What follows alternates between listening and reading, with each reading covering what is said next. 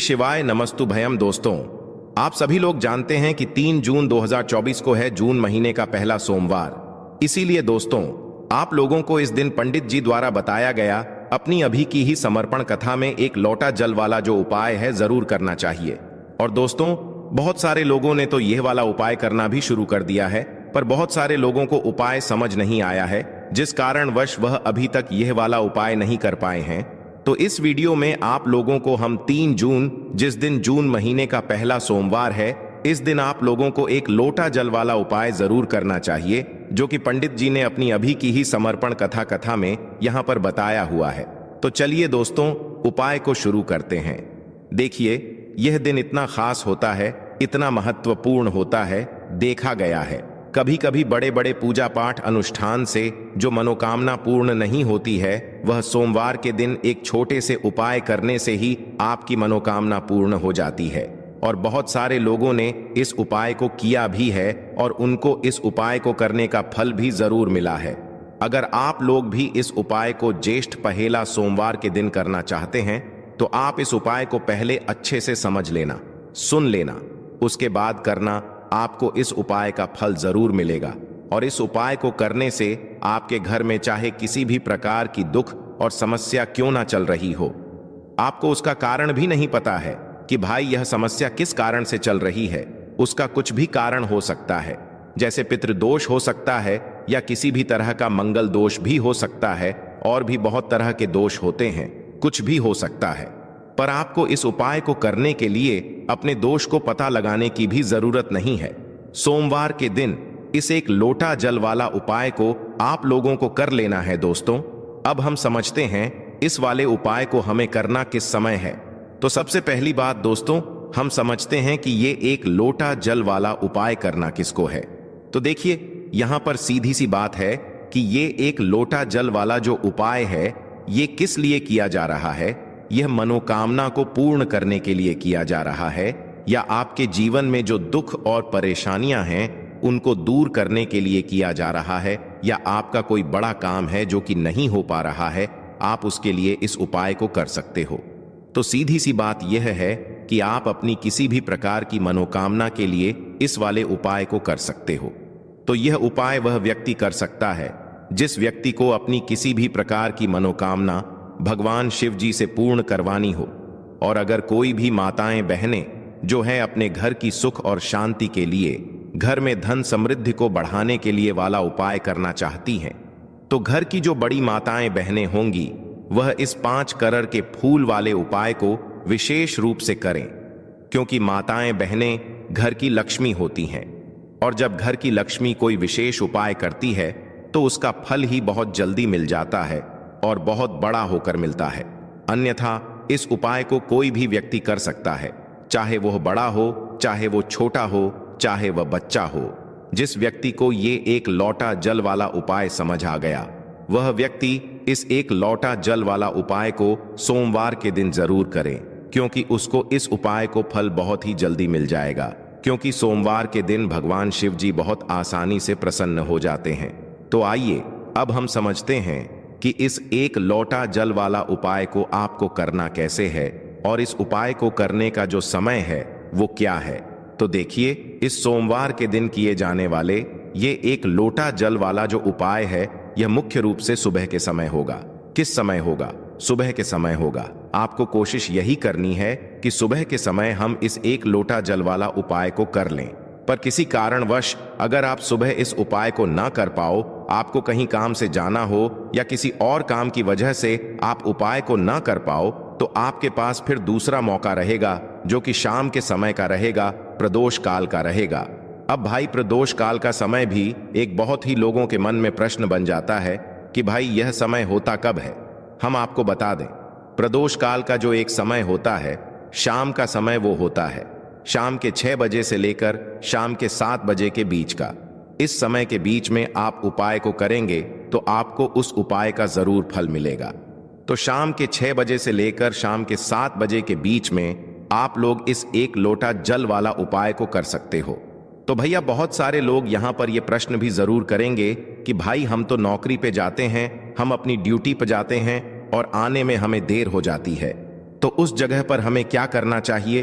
तो देखिए, उन लोगों को भी टेंशन लेने की जरूरत नहीं है। अगर आप लोग इस उपाय को शाम के समय प्रदोष काल में कर रहे हैं और अगर आप आने में देरी भी हो जाती है, आपको आने में 7 बजे तक आप नहीं पहुंच पाते हो, तो भाई आप 7:23 या रात 8 बजे तक भी अगर उपाय को करोगे तो भी चल जाएगा। और अगर इससे भी थोड़ा देर हो जाती तो भी आप उपाय को कर सकते हो, क्योंकि सोमवार का दिन है। यह दिन बहुत ही कम आता है पूरे साल भर में।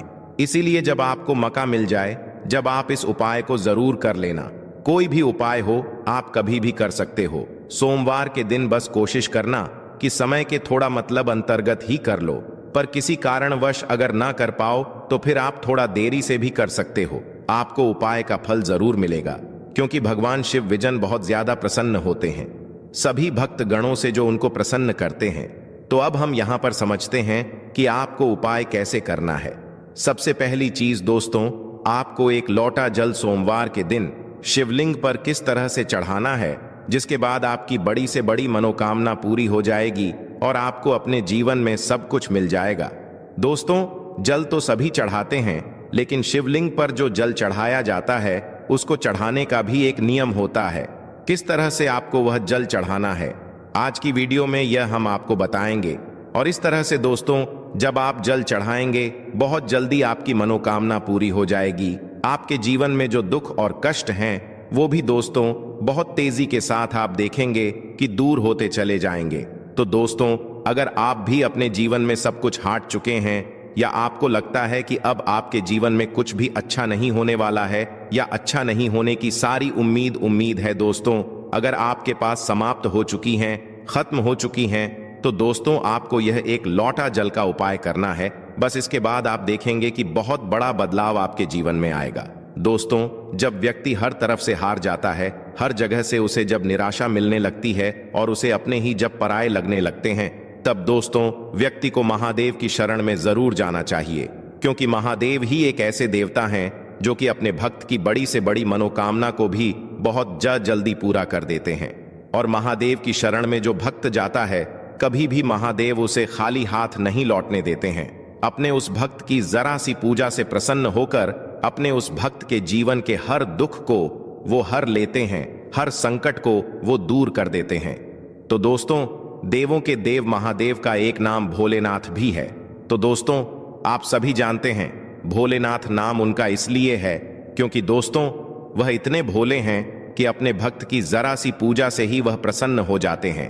एक लोटा जल भी यदि कोई महादेव को समर्पित कर देता है तो महादेव अपने उस भक्त की हर मनोकामना को पूरा कर देते हैं और उसके जीवन में वो ढेर सारी खुशियों को भी भर देते हैं। तो दोस्तों, सप्ताह का जो हर दिन होता है वो किसी ना किसी देवता को समर्पित होता है। उसी तरह से दोस्तों, सोमवार का जो दिन है ये देवों के देव महादेव को समर्पित है। यानी कि सोमवार का जो दिन है, आप सभी जानते हैं कि सबसे ज्यादा पूजा की जाती है महादेव की।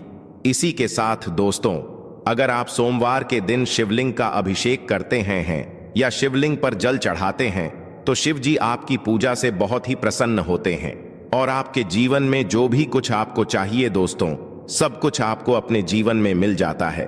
तो दोस्तों, कैसे करना है उपाय, किस तरह से आपको एक लोटा जल सोमवार के दिन शिवलिंग पर चढ़ाना है, सब कुछ आपको वीडियो में बताने वाले हैं।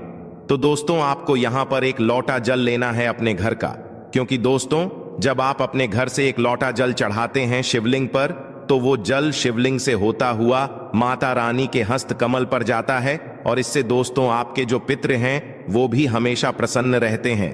तो दोस्तों, आपको एक लोटा जल लेना है अपने घर से और उस एक लोटा जो जल आपने लिया है उसके अंदर आपको डालना है थोड़ा सा गंगा जल, ठीक है ना।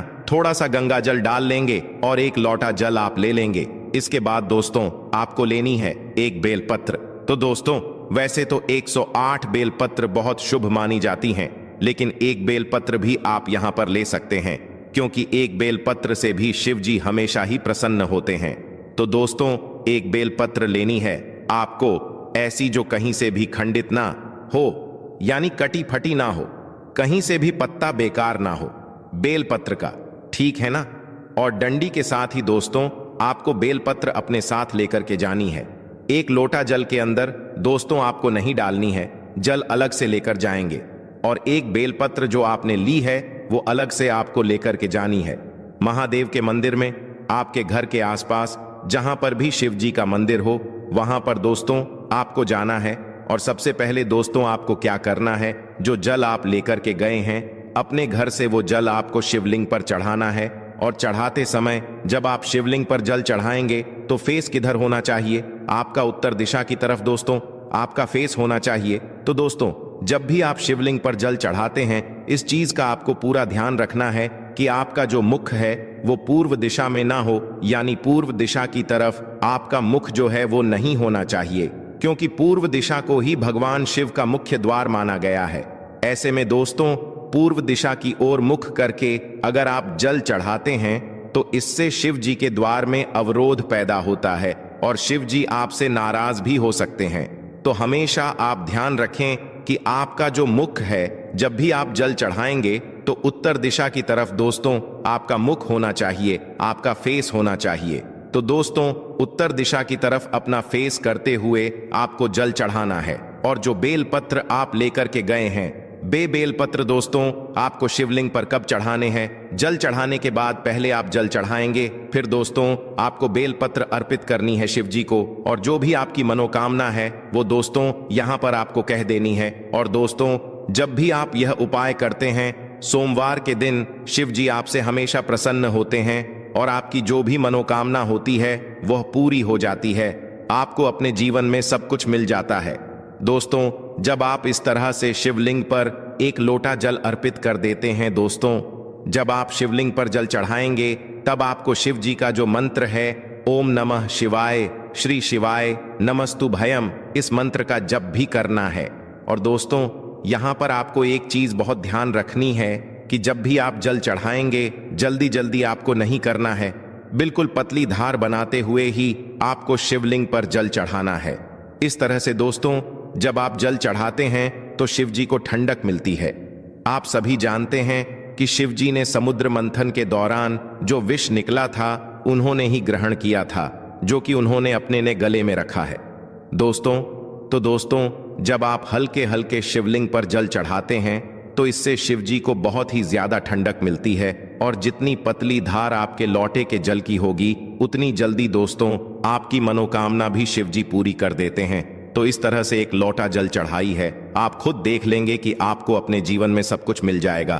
तो यह था दोस्तों पहला उपाय जो करना है आपको सोमवार के दिन। अब जल्दी से बात कर लेते हैं दूसरे उपाय की, जो कि करना है आपको सोमवार के दिन ही। तो दोस्तों यह जो दूसरा उपाय अब हम आपको बताने जा रहे हैं ये खास करके दोस्तों उन लोगों के लिए है जिनके सर पर कर्जा बहुत है, यानी जिन लोगों ने कर्जा बहुत ले रखा है, कर्जा चुका नहीं पा रहे हैं, बहुत प्रयास करने के बाद भी आप कर्जे के बोझ तले दबते ही जा रहे हैं। आप किसी से उधार लेते हैं यह सोचकर कि थोड़े दिन में ही आप उस पैसे को चुका देंगे, लेकिन कुछ ना कुछ आपके साथ ऐसा हो रहा है कि आप दूसरों का पैसा नहीं दे पा रहे हैं। या फिर दोस्तों आपको धन को लेकर हमेशा परेशान होना पड़ता है, किसी ना किसी से उधार हमेशा ही आपको लेना पड़ता है। तो यह दूसरा उपाय करना है आपको सोमवार के दिन करके देख लीजिए, सारा कर्जा आपके सर से उतर जाएगा और धन से जुड़ी जितनी भी समस्याएं हैं, जितनी भी प्रॉब्लम्स हैं, वो बहुत तेजी के साथ दूर होने लगेंगी। तो दोस्तों उपाय को करने के लिए आपको यहां पर लेना है शहद, ठीक है ना, शहद लेना है और आपको सोमवार के दिन शिवलिंग का अभिषेक करना है शहद से। तो दोस्तों कितने सोमवार करना है, यह उपाय आपको कम से कम 5 सोमवार करना है, करके देख लीजिए जी।